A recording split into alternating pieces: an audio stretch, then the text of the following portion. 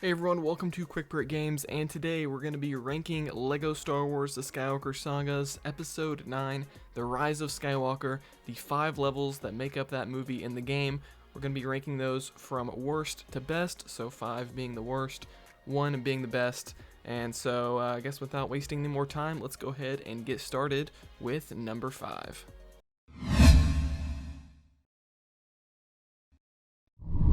Alright, at number 5 we have They Fly Now.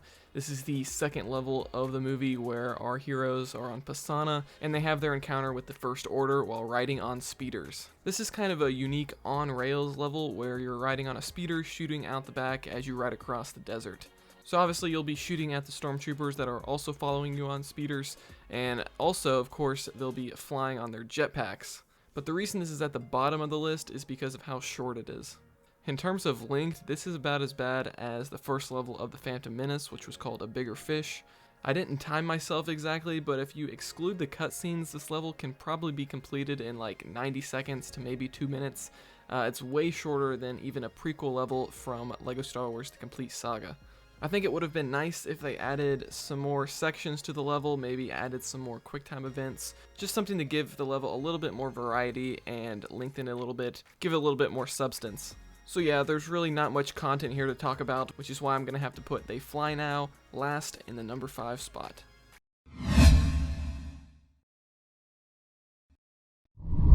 So at number 4 we have A Skip and a Jump. This is the opening level of Episode 9 where Poe, Finn, and Chewbacca are light speed skipping with the intelligence that they got from the spy. Now obviously this is a ship flying vehicle level, and I put this towards the bottom of the list because it's such a super simple level. So you fly around, you gotta destroy some obstacles that get in your way.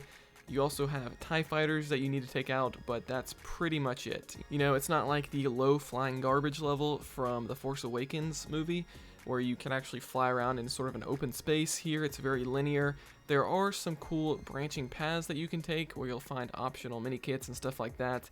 But after about 2 minutes or so, you'll reach a QuickTime event section. This is where you're actually going to be doing the light speed skipping, which we saw in the movie, which essentially comes down to just hitting the button prompt as soon as it appears. It does make for a good interactive cutscene, I guess, but the best part about this level is that Claude shows up at the very end. I love how they embraced the meme there. But yeah, overall, this is just a very short level. You know, it's very linear. You know, it's got the little QuickTime event at the end. I guess overall it's okay. There's just not too much substance in this level, so I'm going to put A Skip and a Jump at number 4.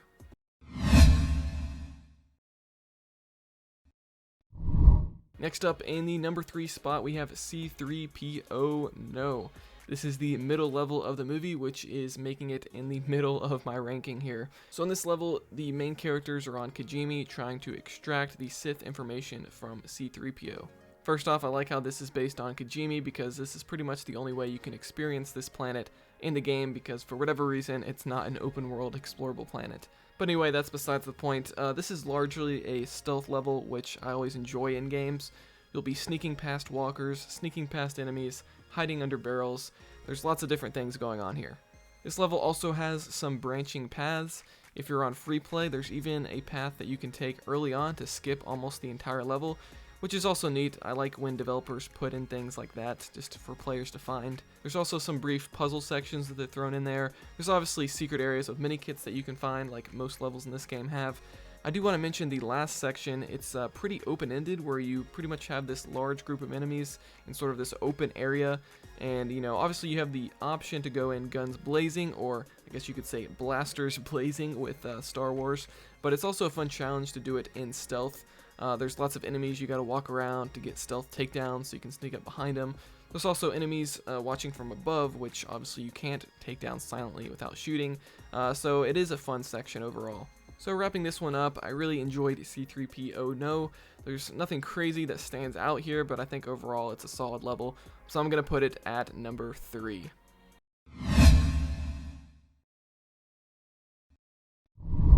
At number 2, we have Be With Me.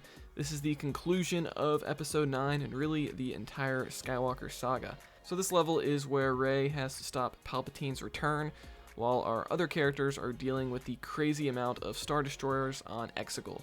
So this one starts off where you'll be engaging in lightsaber combat while switching back and forth between Rey and Kylo Ren. It's sort of similar to the Episode 9 throne room fight, except Rey and Kylo are like completely separated here in sort of different fighting arenas. So as Rey, you'll be fighting the Sovereign Protectors, and then when you switch over to Kylo Ren, you'll be fighting the Knights of Ren. So this part's pretty fun. Palpatine even gets involved a little bit when he starts adding lightning into the mix, so you'll kind of be fighting the enemies and you have to kind of dodge the different lightning zones that the game highlights on the ground. After this part, the level then transitions to where you're playing as Finn and the others on top of a Star Destroyer. In this part, you get to ride on the Orbaks, as there's just tons of chaos happening. You have ships shooting at you, Sith troopers to deal with, explosions going on, studs flying everywhere. It's a pretty fun section. This section also has a mini-boss at the end where you're basically fighting an evil BB-8 droid. There's nothing too crazy, but it is a nice addition. Then finally, at the end of the level, things transition back to Rey versus Palpatine. And here you have pretty much a quick time event where you finally defeat Palpatine for good. It's an epic cutscene that I think reflects the movie pretty well. The main criticism I have is I do wish they would have actually let you fight Palpatine a little bit more head on. I know that doesn't exactly happen in the movie, but I think in some cases you gotta deviate from the movies for the sake of better gameplay here.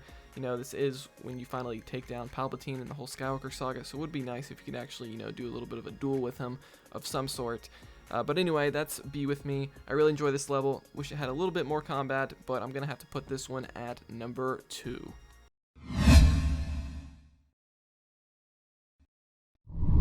And lastly, at number 1, we have The Strength to Do It. Alright, so this one takes place in the later half of Episode 9, where Rey confronts Kylo on Kefbur, and they have an intense, watery lightsaber duel. So yeah, I think this is overall the best level of Episode 9, and I'd probably even put it in the top 10 of the entire game. And of the 45 levels in the whole game, I think this would probably be in the top 5 as well. There's lots of lightsaber dueling here, which I think is one of the more enjoyable gameplay types this game has to offer. So the level starts off with a quick duel against Kylo, and then you have some puzzle solving. Then they actually make a really good use of BB-8 here. And if I was playing co-op and I was playing as player 2, I don't think I would mind playing as BB-8 too badly in this one. Obviously you want to be playing as Rey because that has the lightsaber dueling. But for example, Rey has to get across a big gap kind of early on in the level, and you have to switch back and forth between the two characters to get her access. I think it's really good gameplay, so BB-8 gets some awesome usage here. There's also a pretty lengthy optional path you can take towards the beginning to grab a minikit, so I like when levels kind of offer additional areas that you can explore. Always love that. But in general, this level is mostly a super long lightsaber duel, but they do break it up very well to where you're not really going to get tired of doing that.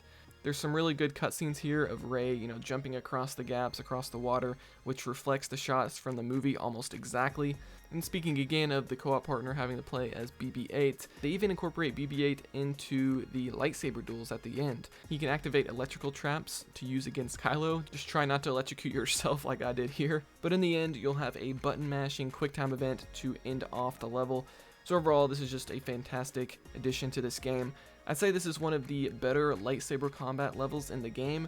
I think you could definitely argue some of the prequel levels were better, maybe like Better Call Maul, or maybe some of the stuff in Episode 3 like on Mustafar, but this is a top lightsaber duel for sure. It's definitely up there on the list. So overall, this is a fantastic level. I'm going to have to put The Strength to Do It in the number 1 spot. So guys, let me know your thoughts on my top 5 ranking for Episode 9, The Rise of Skywalker within LEGO Star Wars The Skywalker Saga. Be sure to post your ranking in the comments below, and if you have the time, you can kind of give an explanation for your reasoning as well. That's always fun to read too. And that's going to do it for this ranking series. I'll see you guys next time here on Quick Break Games.